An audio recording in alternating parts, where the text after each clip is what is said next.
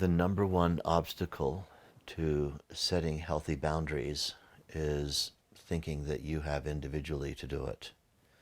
You know, the thing is, nature operates through our individual status and structure.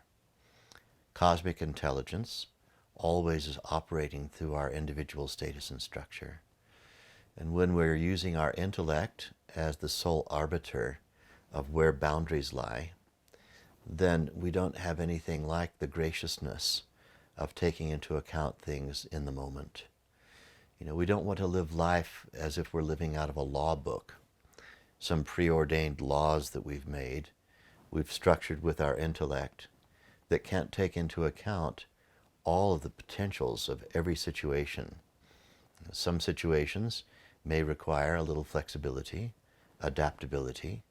We don't want to become rigidly attached to a preordained way of doing things. You know, I'm never going to do this. I'm not going to talk to that person. I'm not going to do this and all that. Just fixating that in our awareness in advance is going to turn us into someone who has rigid attachment. And rigid attachment is a mistake. What we need to do is have sets of preferences. And we know what those preferences are.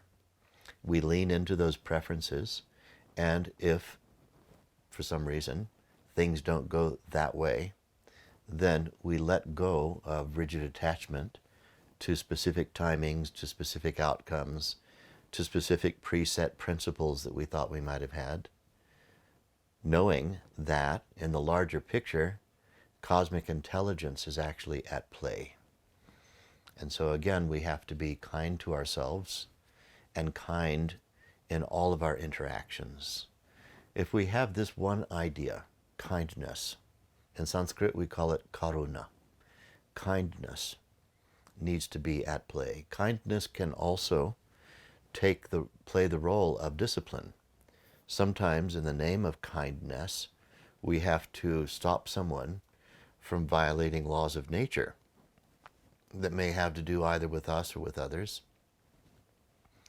We're not letting them create bad karma for themselves. But I think all of these things have to be taken on a case-by-case basis. Otherwise, you know, making advanced decisions about I'm never going to do this, or I'm always going to do that, or I'll never speak these words, or I'll never interact with that kind of person, or if they start ramping up their behavior in a particular way, then this is exactly what I'm going to do. This kind of preordained intellectual way of attempting to work your way into a more enlightened state, there's no spontaneity in it. And sometimes people think that they're living a life that's spontaneous, when actually they're living a contradiction, which is calculated spontaneity. There's no such thing as calculated spontaneity. We're either spontaneous or we're not.